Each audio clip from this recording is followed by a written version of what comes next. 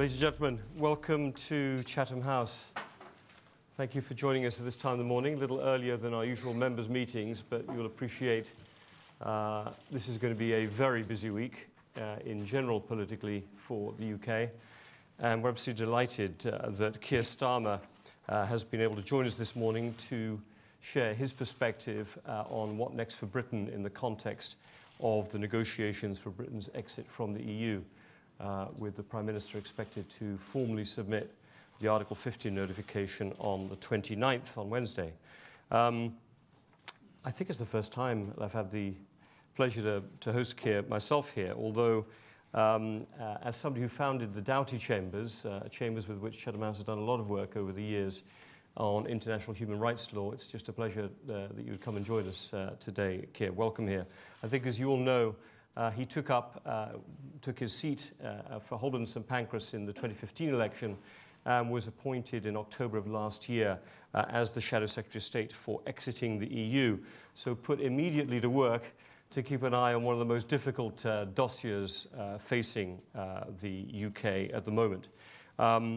Keir had worked for a long time on international human rights law and human rights law in Doughty Chambers, but served also as Human Rights Advisor for the Policing Board in Northern Ireland before taking up the position in 2008 as the Director of Public Prosecutions and Head of the Crown Prosecution Service, position he held to 2013. Keir, I don't want to take up more of your time being able to share your thoughts this morning, but we really look forward to seeing your perspective, Labour Party's perspective on how to approach these negotiations and the kind of position you'll all be taking from an opposition scrutiny standpoint.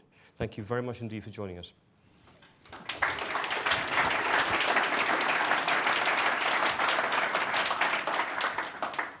Good morning, and thank you very much, Robin and Chatham House, for inviting me to speak here today.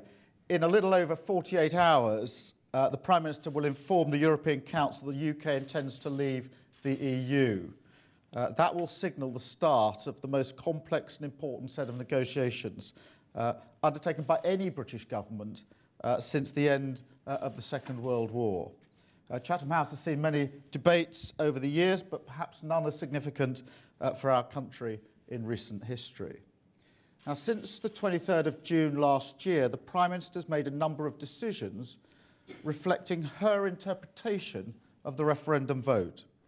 Some options, like single market membership, have been discounted.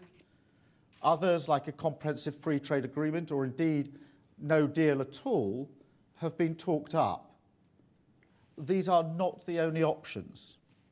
Yet instead of welcoming scrutiny and debate, Brexiteer ministers and their supporters have demanded obedience to their particular version of Brexit.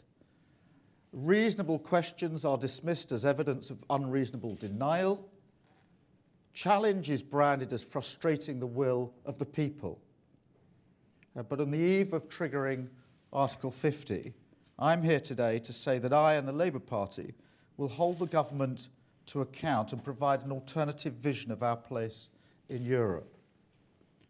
June the 23rd last year answered one question, but opened up many more, particularly about the UK's future relationship with Europe. Indeed, the terms of Article 50 itself anticipate both a departure and a future framework. What that future framework looks like matters profoundly to our prosperity, our security, and our influence as a country in the years ahead.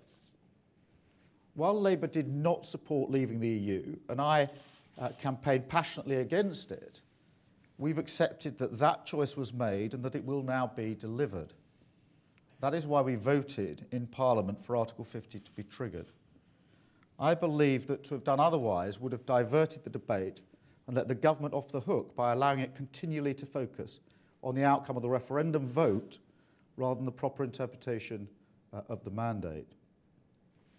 The debate this week moves on from the rhetoric of aspiration to the reality of negotiation. In a previous time, Labour, then in government, set out 5 tests around joining the euro that provided a rigorous mechanism to uphold our national interest. Today I set out the tests against which we shall judge the deal negotiated by the British government over the next 24 months. At a moment of this magnitude, it's essential that our response reflects core British values, which we've long cherished in the Labour Party, but which are rooted in everyday life of communities up and down our country. Internationalism, reaching out to Europe and the rest of the world rather than turning inwards. Cooperation, solidarity, and a belief that we achieve more together than we do alone. An unflinching commitment to protect the fundamentals that make us proud to live in this country. Human rights, workplace rights, our environment, and the rule of law. A belief that our economy and broader society should be based on principles of fairness, equality, and social justice, and that prosperity, power, and opportunity must be shared in all regions and nations of the country. As we exit the EU, there is no reason to abandon these core beliefs. Indeed, these values can be the basis of a progressive and unifying response to Brexit, one that recognises we are leaving the EU, but not leaving the family of European states, and that both sides of the referendum debate must have a stake in shaping Britain's future. These are the values that underpin the 6 tests I set out today. So as we look to the future, we need to make the case for a collaborative and cooperative future relationship with the EU. Not a member of the EU, but a partnership alongside it. A partnership based on shared values, common aims, and mutual benefit. That is why my first test for the Brexit deal is this. Does it ensure a strong and collaborative future relationship with the EU? That matters for the UK, and it matters for the EU, who are looking to us as natural allies in light of the changed and volatile nature of global politics just now. The rise of right-wing populism across parts of Europe is plain to see.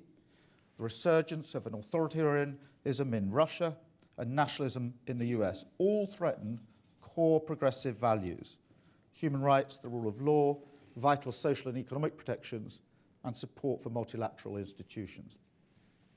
As the European Commission itself has recently warned, and I quote, "The return of isolationism has cast doubts over the future of international trade and multilateralism. Europe's prosperity and ability to uphold our values on the world stage will continue to depend on its openness and strong links with its partners." And you'll have seen the white paper that was published by the European Commission just weeks ago. These are points that have been underscored in my recent visits to Brussels and in numerous meetings with ambassadors and politicians across Europe. Now is not the time for Britain to turn away from our closest neighbours and those who share our core values. Now is the time to recommit to our values of internationalism, cooperation, and belief in multilateral solutions to complex challenges.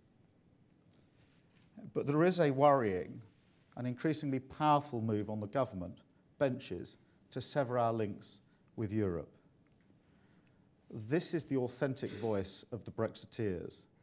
Those that have argued for decades that exiting the EU offers a once-in-a-generation chance for Britain to extradite itself from the entire European social and economic model. Employment rights, environmental protections, fair corporate tax rates, investment in public services such as the NHS. Once a small minority in the Conservative Party, the Brexiteers are now in office and in power. This ideologically driven approach to Brexit would be disastrous and divisive. And it would stand as a roadblock to continued cooperation in the important fields of technology, research, medicine, security, science, art, and culture. The Prime Minister needs to face down these Brexiteers who would distance us from Europe.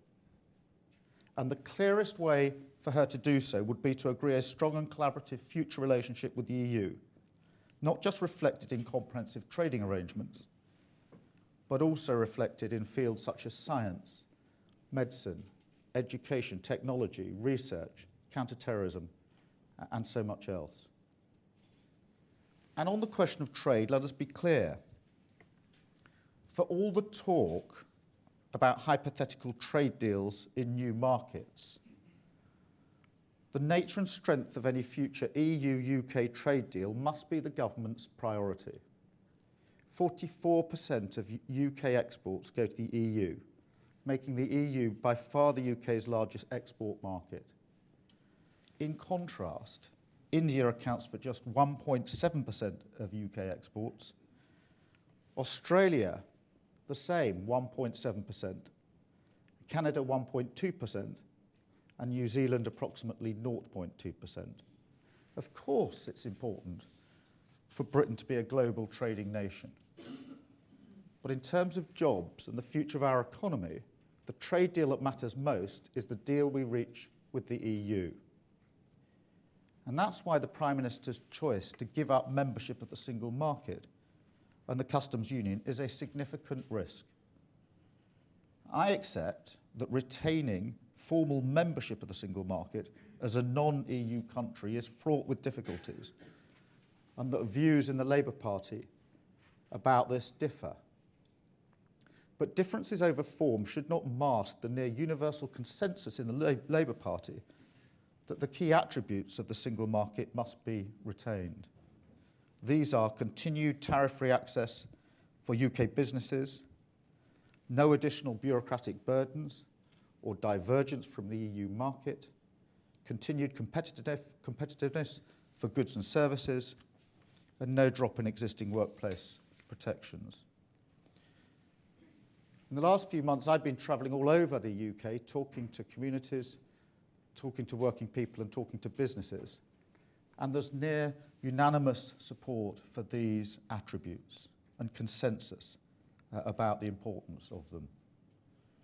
Whether these objectives can best be achieved through rewriting the terms of the EEA or via a bespoke trade agreement is frankly secondary to outcome. What matters is that jobs, the economy and living standards do not suffer as a result of Brexit. Which brings me to my second key test. Does it deliver the exact same benefits as we currently have as members of the single market and customs union? This, as you will recognise, is the clear commitment that David Davis has given in the House of Commons, the Prime Minister's Secretary of State for exiting the EU. He promised to deliver, and I quote, a comprehensive free trade agreement and a comprehensive customs agreement that will deliver the exact same benefits as we currently have. That's his commitment, and he's been challenged on it numerous times since he made that commitment. Now, the exact same benefits is an exacting standard, but it's the one that the government has made, and it's the one that we will hold them to. Failure to deliver this deal will lie squarely at the government's door. Yet the biggest danger currently facing British businesses, jobs and living standards is the chance of us leaving the EU without a deal at all. Let's be clear, this is the worst of all possible outcomes. It is, in the words of the Director General of the CBI, a recipe for chaos. And as the Mayor of London has said, and I quote, the Prime Minister's assertion that no deal is better than a bad deal for Britain fundamentally underestimates the colossal damage that it would have on Britain's economy. That is why the Foreign Secretary was so very misguided when he said it would be, quote, no problem for the UK to exit without a deal.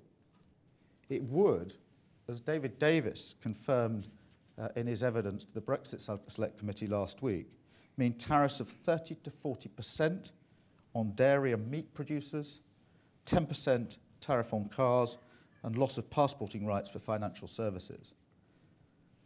The Prime Minister should end this unnecessary uncertainty by committing to establish appropriate transitional arrangements starting on the 29th of March 2019, 2 years after the triggering this Wednesday, and lasting until a full and collaborative EU-UK treaty can be agreed.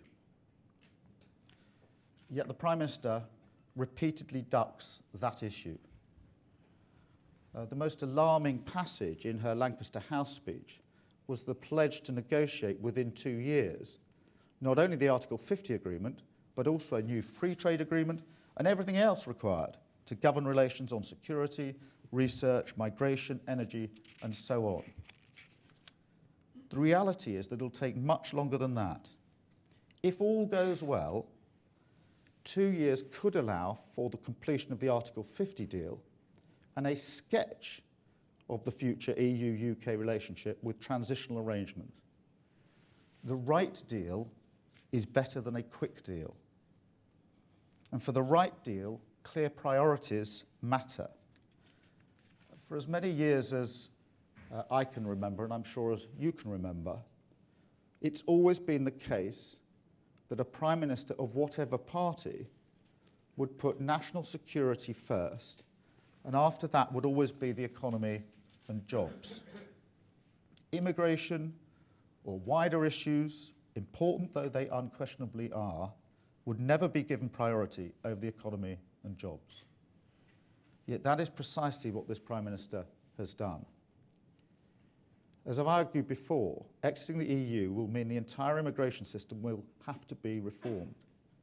But doing so should not be at the cost of jobs and the economy.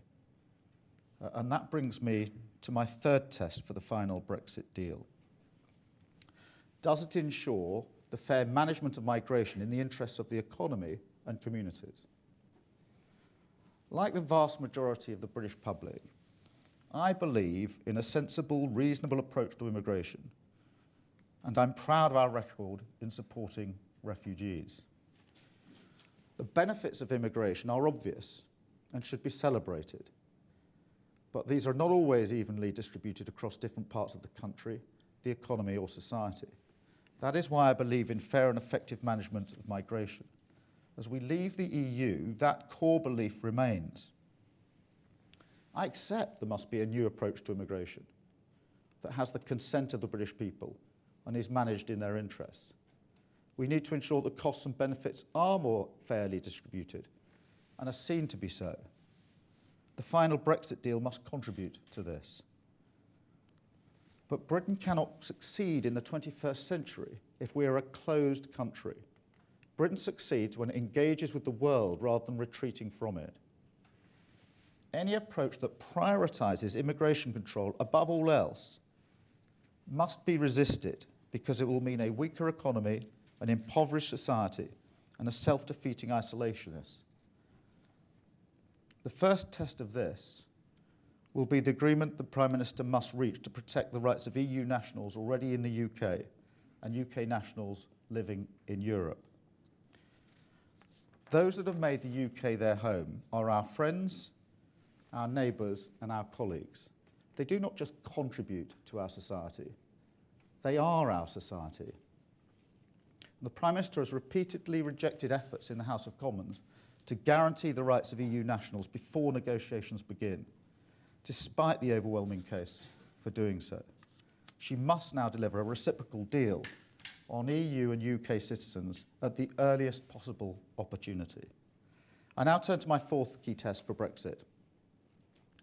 Does it defend rights and protections and prevent a race to the bottom? One of the main reasons I campaigned to stay in the EU was because of the important impact the EU has on enshrining common workplace standards and protections. These include access to paid holiday, parental leave, and equal treatment rights for part-time and agency workers. These rights didn't come from Europe, but they were fought for and entrenched by the EU. Their application across the whole of the single market means British workers, people here, have not been in a race to the bottom with their counterparts in Europe. Ensuring strong, fair and robust workplace rights is Labour's DNA. It's our country's DNA. Exiting the EU must not be used as a pretext for rolling back these rights and weakening hard-fought protections. The major battle over EU-derived rights, which of course is far wider than workplace rights and extends to consumer rights, human rights, as well as environmental protections, will take place through the Great Repeal Bill, about which we'll hear more on Thursday. That exercise will be a hugely complex task, and it's highly likely there will be attempts to use the bill as a tool to weaken existing rights. Already there's been talk of sunset clauses being introduced that would mean that EU-derived rights would lapse after 5 years. This must be strongly opposed. We must emphasise that all rights derived from our EU membership should be fully protected without qualification, limitation, or sunset clauses. My fifth test for the Brexit deal is this. Does it protect national security and our capacity to tackle cross-border crime?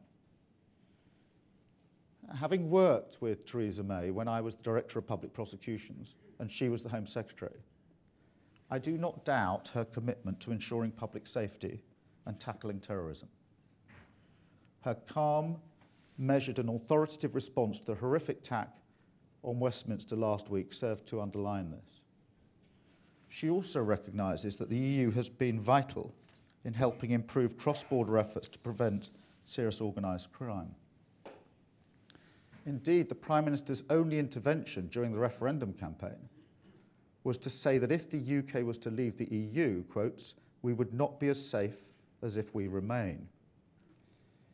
And yet 9 months on from the referendum, we've had no clarity on how the Prime Minister now plans to ensure this quite understandable concern is not realised. For example, will Britain remain a member of Europol and Eurojust, two agencies I've worked closely with in the past and I know are absolutely vital to tackling cross-border crime? If we're not to remain members, what alternative arrangements will the Prime Minister seek to put in place to ensure there's no drop in our capability?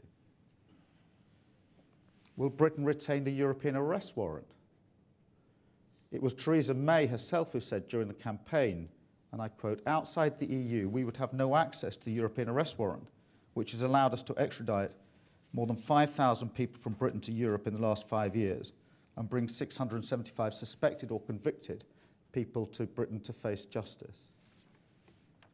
Having worked on many cases where I saw firsthand how important the European arrest warrant is, I find it worrying that the Prime Minister has yet to resolve even these most fundamental questions.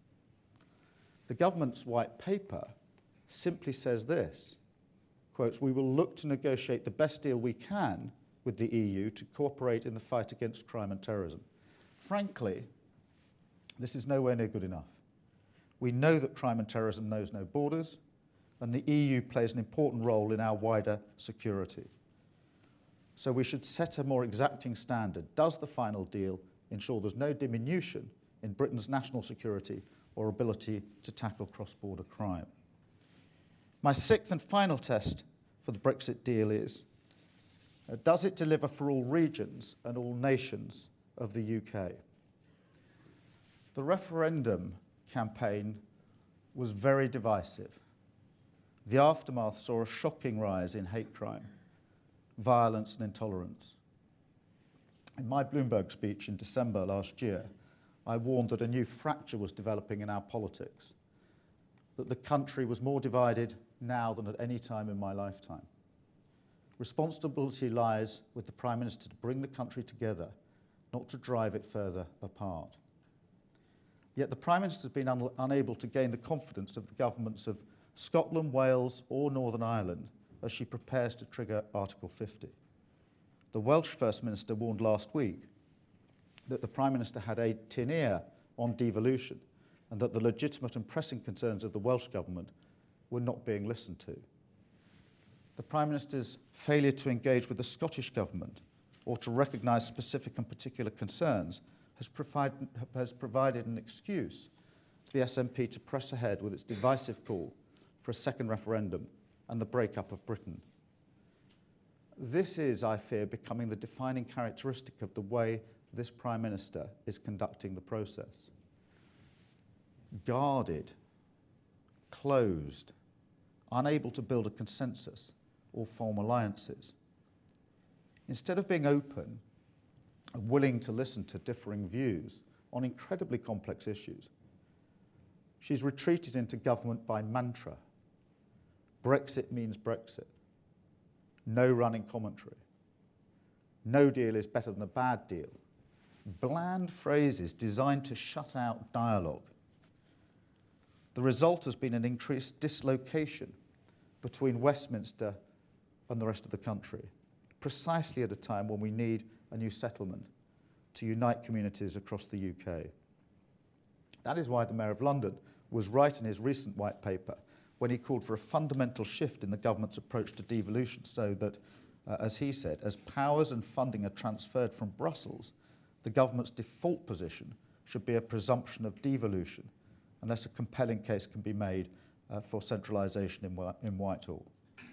That will be a far more progressive, unifying vision of post-Brexit Britain. So let me conclude. I don't underestimate the difficulty of the task the Prime Minister is about to embark on. On the contrary, I know it is going to be fiendishly difficult. All of us want the best for Britain, but the stakes are high and the Prime Minister's approach so far does not bode well. Today I've set out the values that should drive Britain's response to Brexit and the tests Labour will set for the final Brexit deal. Failure to meet these tests will affect how Labour votes in the House of Commons. Let me be clear, Labour will not support a deal that fails to reflect core British values and the 6 tests I've set out. But I don't want to end by returning to the stale debate on process, votes and Parliament. I want to end by making one final observation. The referendum vote on the 23rd of June last year was, in my view, a vote on the state of the nation. And it was years in the coming. Yes, there were concerns about the functioning of the EU, its remoteness, and the slow pace of reform.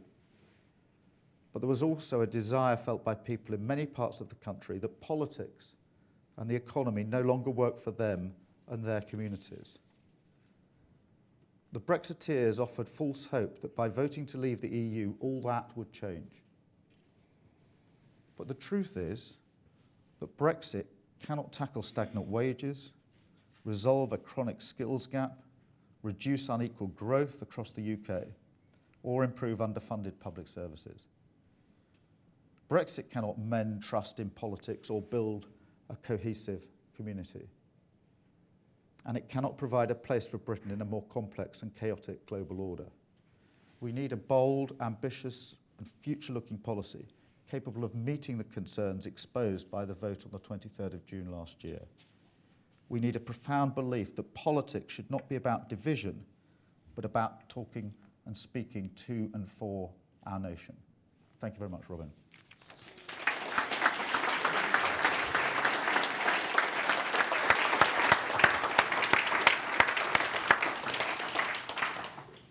Thank you very much, Keir, for those remarks. And you said there were 5 tests when Gordon Brown and Tony Blair were in government.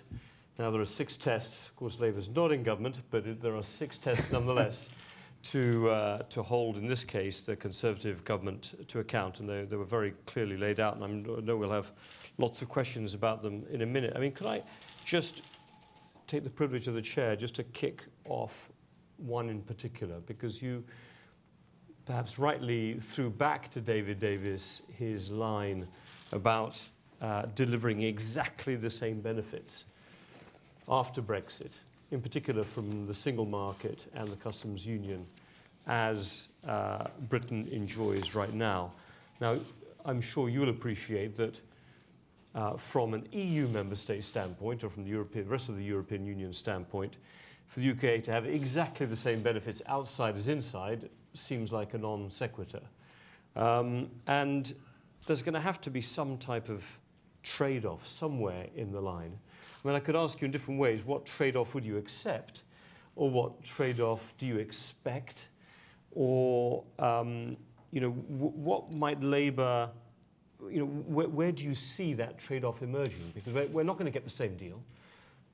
As I said, maybe you don't want to tell me what you'd expect, but maybe where you might expect European countries to end up. Where's the trade-off going to happen? Because it's not going to be the same as before. Is it on migration, maybe more than the votes seem to be willing to accept? Is it some type of special right for the European Court of Justice to keep oversight of UK legislation in those areas you want to see protected? I mean, where do you think it would happen? Well, thank you very much for that question, and it's an important question. That's why I laid out in some detail what the benefits are in terms of tariff-free access, which I think is a concern to many, many businesses across the country, and no additional customs burdens.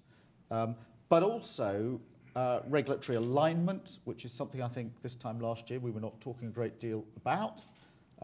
The ability of companies and businesses to ensure that if they have to comply with regulations in order to trade in the EU, that any new regulations are aligned, and the benefit of having a common threshold on employment rights. Right. Some of this is to be negotiated, of course, and I accept and understand what those in Europe are saying about the nature of the negotiations and what can be accepted. But I think everybody would argue that tariff-free access and no new customs burdens is absolutely essential to the heart of the negotiations. But some of the benefits of single market membership that we will lose when we cease to be members are within our own gift. So on regulatory alignment, it's up to our government what approach it takes. It's its own decision. Because if we're exiting from the regulatory bodies, then we will have to have rules in this country. And therefore, some of the benefits of current membership are for us here. And the same goes for workplace rights and having standards that are not falling below those across Europe. So I accept the argument that this is negotiation. I accept that those negotiating on the other side are saying you can't have exactly the same deal, you can't have a better deal or accept the same benefits. But I don't accept that as a package this can't be achieved. And in other words, to turn it around, for those that argued for us to leave the EU, the question is, for them, which of these do you want to give up? Because they argued up and down the country that we would be better off outside. Well, now they've got to answer that question. And that's why David Davis has made the commitment that he has, which is that the overall package will deliver the exact same benefits. And it's up to him and the government now to deliver on that. I don't think those that argue to leave can get away any longer with saying it'll all be fine and not then expect exacting standards to ensure that it is all fine. There's some, I think, who argue for Brexit who would say, let's just have the cliff edge. Let's just let it all go, and it may not be the government position, but that's part of the mood that you were talking about. Well, I'm very worried about those that argue that we shouldn't have a deal at the end of the Article 50 exercise. In other words, we should just exit and drop onto World Trade Organization terms. I worry because I think that would be disastrous for the economy. I think it would be legal chaos. But it's more than that. It means that we wouldn't have a meaningful relationship with the EU. I'm arguing for partnership, accepting we can't have membership, but arguing for partnership. Those that want us to go off the cliff don't even want partnership, and that is a very different version of our future. And my concern is that whilst those voices have been in the Conservative Party for a very long time, until now they've been the minority. The concern is that now they have much greater influence, and the idea that somehow leaving without a deal is acceptable is gaining currency, and that's why we need to tackle it right now. Right, let me bring voices in. I see a lot of hands going up. Please introduce yourselves, and I'll take it from there. I'll start to the back to be, we'll start from the front. Right, yes, please, there. One coming over here. Gerard Russell, a member of Chatham House. I want to pick you up a little more on your suggestion that David Davis's remarks should be the standard for the agreement that is brought to the House of Commons. You may be called upon to vote on that agreement, and the alternative may be leaving the European Union without any deal. So, of course, these tests that you set must be very serious ones. If there were a general election this year and you were elected into government, you might yourself be in charge of these negotiations. So, if you seriously believe that outside the single market we can have exactly the same benefits that we do inside, why did you not campaign to leave the European Union, since it sounds now as though you agree with David Davis and believe that that is a realistic standard to set? I campaigned to stay in because I thought and that membership of the European Union was better for our economy, for jobs, in my old area of dealing with crime and counter-terrorism, and because I believe in internationalism, cooperation and collaboration. Now, I accept we lost the referendum, and therefore formal membership is no longer available. I do not accept that we lost, anybody lost the right to have a say and shape the future. I'm not pretending what's going to happen over the next few years is going to be easy, but I certainly think that we should be negotiating on the basis of ensuring that there is no diminution in the ability of our country to trade as successfully in the future as it has done in the past, to collaborate on science, technology, medicine, so many brilliant projects, and to deal with counter-terrorism. Now we're going to have to fight for that deal. But I'm not going to spend the rest of my life arguing that things could never be as good as they were on the 23rd of June last year.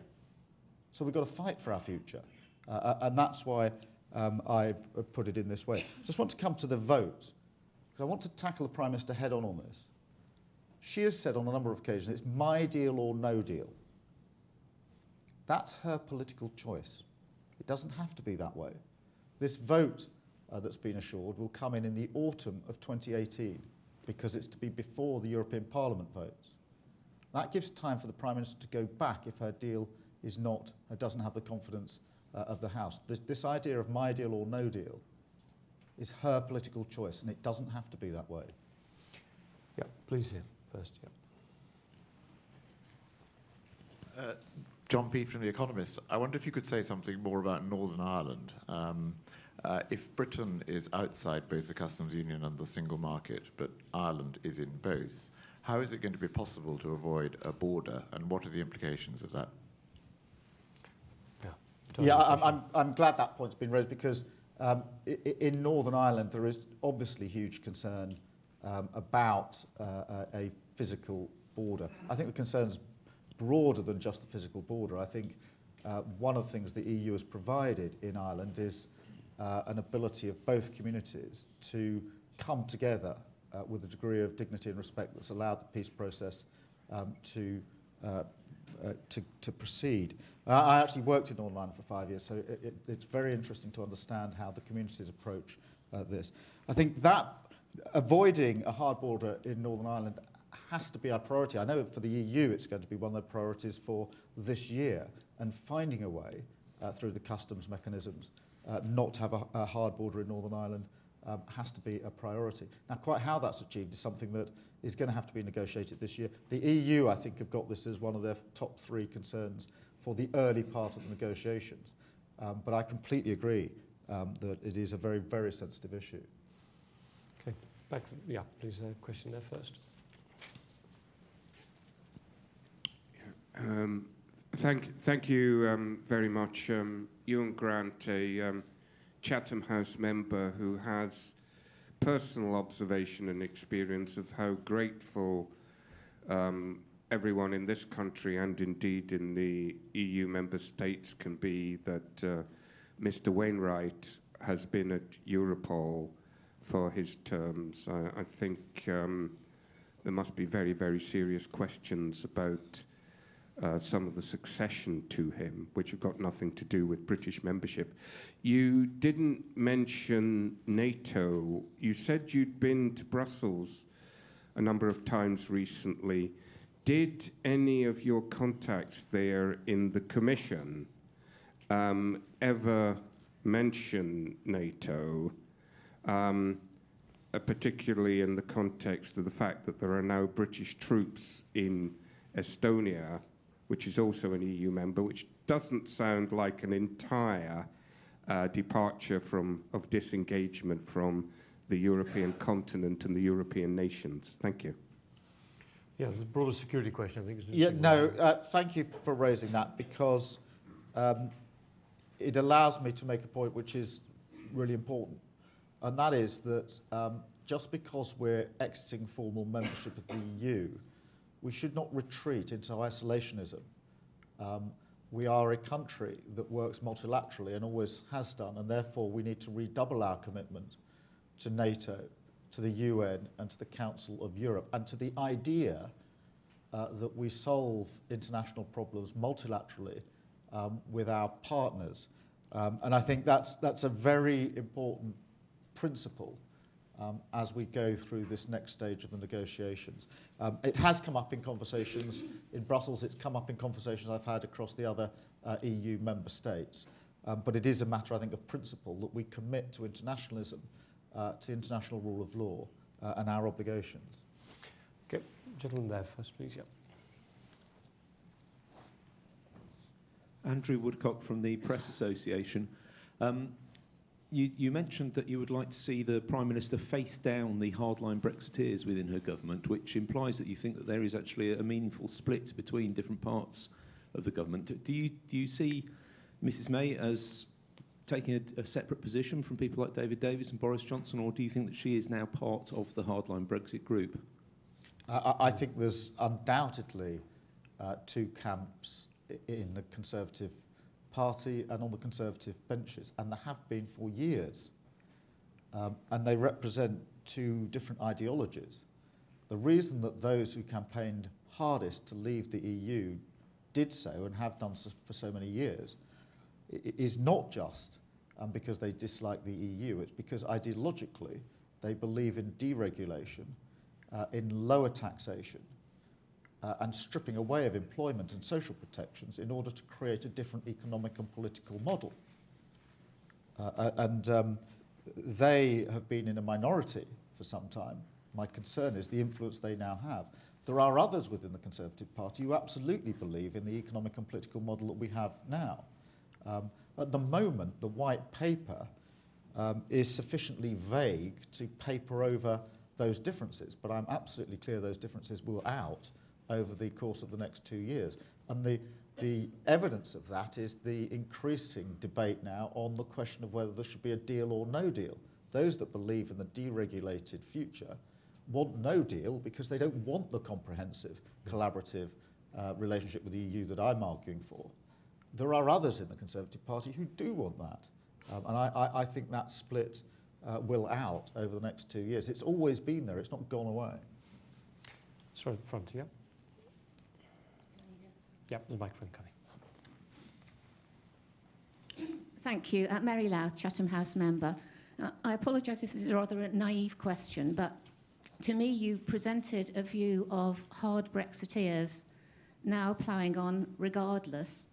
And what I'd like to know is, do you feel as if the kind of views that you presented, which to me sound very reasonable, are actually still being listened to by those taking us forward?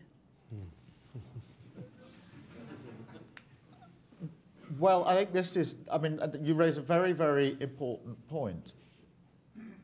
And it goes back to my assessment of the key characteristics of the Prime Minister. Different leaders lead in different ways. Some are open and collegiate and looking for partnerships. So far, our Prime Minister has been closed, unwilling to share her plans. It was only 4 months ago that the Prime Minister was saying, I'm not going to publish a plan, I'm not going to publish a white paper, I won't do any reporting back in the 2 years, and you're not having a vote at the end of the exercise. All of that has only been gained through the parliamentary fights we've been having over the last 3 or 4 months. But it characterises the Prime Minister as someone who wants to proceed in a guarded way, as does the mantra, Brexit means Brexit. No running commentary exit, are all shields to shut out debate. And I think that's really unhealthy for the future of our country. The near obsession with having an Article 50 bill without amendment meant that the Prime Minister passed up the opportunity to amend the bill to ensure that Parliament was more involved and therefore that Parliament was a partner in all of this. So it's a very isolationist approach, a guarded approach, and it is one that I worry will not deliver the best Brexit deal that we could get. I think it will be, in a complicated set of negotiations like this, one should build alliances and partnerships, and that hasn't happened, and I think that's a real concern. Gentlemen, waiting patiently here. I'm coming along here. Yep. Microphone coming right at the front, I'm afraid. Mark MacDonald, Chatham House member and a constituent of Holborn and St Pancras. So just a very quick question. How much do you think that the negotiating position of the EU will be influenced by the next couple of months post-triggering Article 50? Do you think that an aggressive stance on our part and in the British press or the continental press will set the precedent of the negotiations? Or do you think both sides have already got it planned and that won't have any influence whatsoever in discussions with your European counterparts? If you could hold that thought just for a second, because I can see a lot of hands are going up, more and more are going up as time goes on. Just back there, because I'll squeeze one of my colleagues in. Yeah. Mm-hmm. Tom Rains from Chatham House. I wanted to ask you about your willingness and inclination to work with moderate voices in the Conservative Party, assuming there's no election before a deal is put before Parliament, and mentioning your intention on how you would vote on that based on your tests. How confident are you in the ability of Labour to work with moderates within the Conservative Party who might share many of your aspirations for a final deal? Let me deal with the approach, because I think the tone over the next few months is going to really matter in terms of how the negotiations go. And that's why I was very keen that the Prime Minister made a unilateral declaration about the rights of EU nationals in this country. Not only do I believe that would have been the right thing to do, I think it would have set a better tone for the beginning of the negotiations. And there will be some hefty exchanges in the coming weeks. I think it's important to stand back, not get into arguments about how much money does the UK owe the EU and other contentious areas, but to stand back and ask the question, in a world where politics has changed more probably in the last 2 or 3 years than it has for decades, and there are different values in the ascendancy, it is important to remind ourselves what values underpin the EU project in terms of rule of law, human rights, and other important protections. And I think there's a vested interest in the UK and the EU in staying in a partnership for the future. That the EU is clearly concerned by the fact that Donald Trump's approach to Europe is going to be very different to the approach of other presidents. The support for Europe won't be there. I think Donald Trump will be increasingly likely to look for bilateral America First deals rather than multilateral solutions. And therefore, if we stand back and get the tone right and understand what the bigger political picture is, I think that sets the best chance of the negotiations going well. As for the question about working with other MPs across all parties, I think there will have to be work across party lines. To some extent, there already has been. On the amendments to the Article 50 bill, there was a great deal of discussion across different parties. And the concessions we have got on a white paper on reporting back and a vote at the end of the exercise came from combined pressure across the House of Commons. And I anticipate that will continue throughout the 2 years and beyond. Good. Two gentlemen here have been waiting very patiently. Good. I've just seen... I'm just going to say this. Well, I've worked out we have roughly a third of our people here, a third of women members, and I've had 1 out of 10. So on my list, but I can see another hand going up there. That's good. Please go ahead. Thank you. Jason Cassidy. I represent an organization in your constituency that will be greatly affected with any international student visa changes post-Brexit. And I would really like to understand what you and the Labour Party will do to protect international student status. Great, please. Oh, Sam, you're together. Same question. Right, yeah, back there, please. If you take the microphone back. Yeah, lady with a hand up there, and I'll come to you, sir, in a minute. Hi, my name is Najah Lasemi. I'm a Saudi researcher based in London. I would like to ask you, do you think it will be easy to the UK to achieve a free trade deal with the GCC? Because this is something we have been pushing for 20 years. with the EU, and it didn't happen because the EU is a bureaucratic union. So why should this will happen and will be simple with the UK? Thanks. So you're asking, is it possible to do a GCC deal? You were talking about the EU GCC deal or UK? No, I'm talking about a free trade deal with the UK, because we have been trying to push this with the EU, and it didn't happen for 20 years. Yeah, we've got They were nowhere. too Exactly, it's got bureaucratic. nowhere yet. So could you do a bilateral deal is what you're asking, exactly.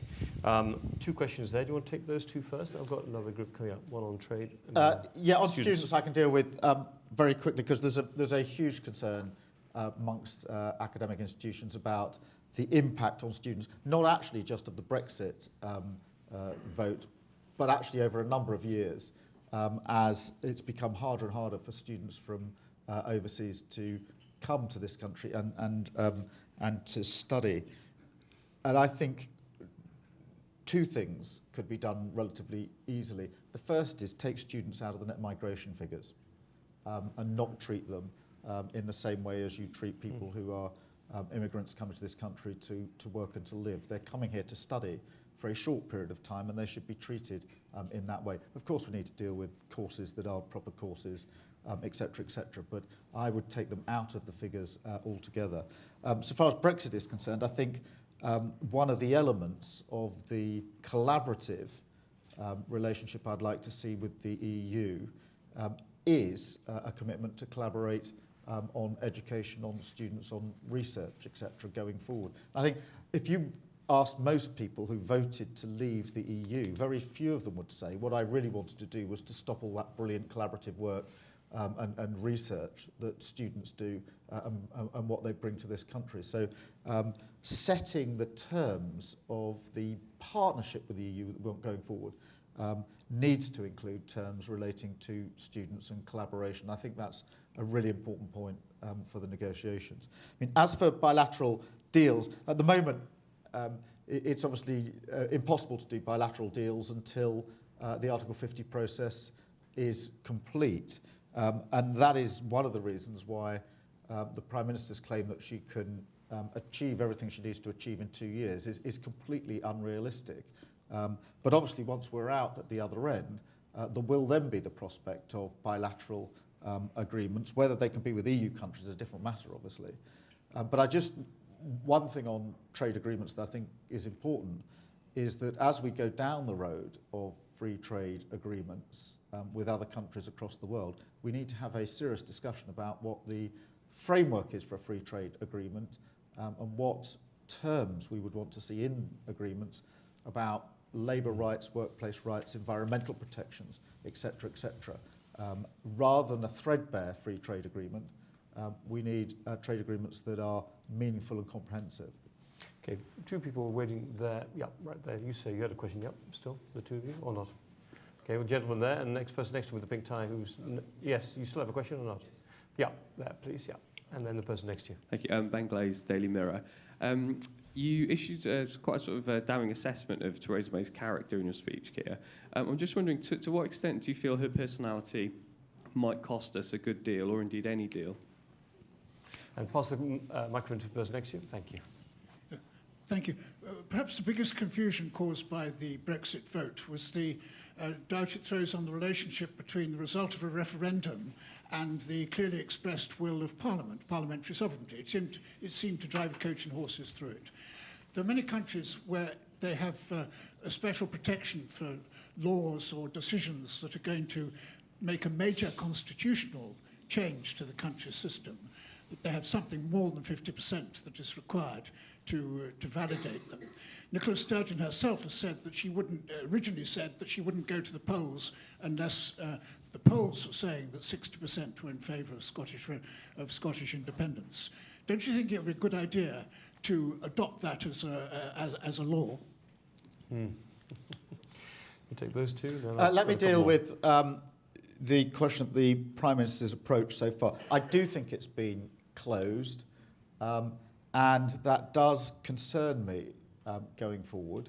But I want the best deal for our country, and I don't think it's too late for the Prime Minister to show a more collegiate approach, because There's obviously party politics in this, but all of us in this room and all of us across the country do want the negotiations to go as well as they possibly can be for our country, and we want the right outcome. So it's really a challenge to the Prime Minister to be more collegiate and open in the way that she goes about the negotiations. As for the referendum, I mean, I've long been an advocate of a constitution that sets out powers, duties and obligations and how important decisions are made. And almost all constitutions, particularly Western-style constitutions, do have a provision in them that if you're going to make major constitutional change, you have to have a two-thirds majority. That is in recognition that with various voting patterns, etc., that probably reflects a 50% of the vote. So it would also, incidentally, have answered the question of who could trigger Article 50, because instead of having an expensive Supreme Court case to decide it, you'd have had a constitution that would have set out clearly where power resides. So I've long argued for a constitution in this country that would set out powers and duties, not only in this area of referendum, but actually across the piece. Okay, I've got a gentleman here, a person there. Let's do this the last group, I think. Yep. Morning, Charlie Oliver, I'm a member. I'm wondering if you could expand a bit on your role, actually, because we're kind of in uncharted waters. There's been questions around, closed access information. Is the sort of moderates and the Conservative Party willing to collaborate? I'm just wondering what your job looks like in the next couple of years, and will you get the information you need, and how will you go about doing your job? Yeah. So how will you do the scrutiny job? Yeah, if you pass the microphone, I think just two people down the side. Yeah, gentleman there. William Shaw from Law 360, which is a newswire covering law and finance. What would Labour, if banks lose their passporting rights to access the blocks in the European market, what would Labour like to see those replaced with? And given the very strong left-wing leadership of the Labour Party at the moment, is the party taking the fate of the banking industry seriously? Can I just, let's see, we'll get a little group in. You've been waiting here. Gentlemen have been waiting patiently. Yeah. And I'm going to tack one on as well. You've got a little cluster at the end. Hi, Thomas Cole with Open Britain. Two questions. Firstly, you mentioned the EEA in your speech. Would you see the EEA as some kind of transition deal where the UK could land? There's been talk of a transition deal. Second question, Justice and Home Affairs ministers are meeting today in Brussels to discuss plans on a visa waiver scheme. The UK outside the EU would possibly be part of that. What are your views on that if UK passport holders suddenly have to apply for this travel to the EU27?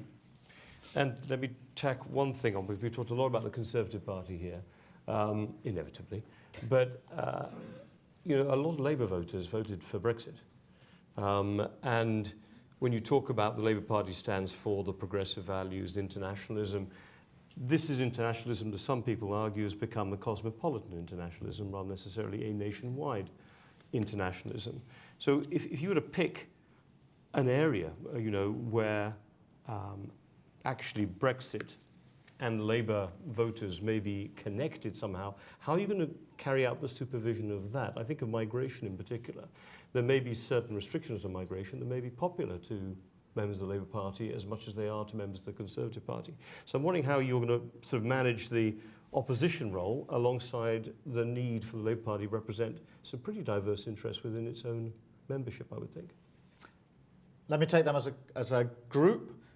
Firstly, on scrutiny, a lot of the last 3 or 4 months has been about putting the basic elements of scrutiny in, hence arguing for a white paper, hence arguing for reporting back on the same basis the European Parliament has, reporting back over the 2-year period, and hence arguing for a vote at the end of the exercise. They're the bare essentials of scrutiny.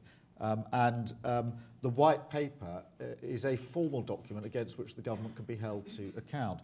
So we certainly intend to be using all of those mechanisms over the next 2 years. But there's more than that, because my shadow Brexit team is operating not just in Parliament, we're going across the UK the whole time talking to businesses and to communities and to working people, but we're also working in Brussels and across the other EU countries to make sure that we are able to understand and hopefully to influence the process as a whole. Let me deal with the banking question straight up. I mean, I think a banker's Brexit is really important. And it's not the only Brexit we want, but it has to be part of the package. Banking, financial services, legal services, these are all hugely important, not only in London, but across the country. They can't actually sensibly be divorced from manufacturing and other elements within the economy. They've got to be seen as a whole. So I want a Brexit that deals with the concerns of bankers and those providing financial services, etc. As far as passporting is concerned, obviously that's an issue that I have personally been discussing with those that provide the service. There are a number of possible ways in which companies are now thinking through what they do if they lose their passporting rights. I won't go through the details here, but there are clearly a number of options that are opening up.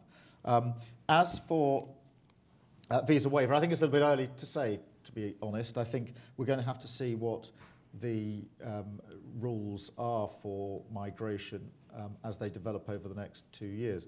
One thing is clear, that freedom of movement is an EU rule or concept, and that as we formally depart membership of the EU, we in the UK will have to rewrite our rules, because once we've exited, there won't be any rules. And that's why the government is anticipating immigration legislation in the next 2 years. And therefore, that will provide the opportunity to shape our immigration rules and our immigration policy.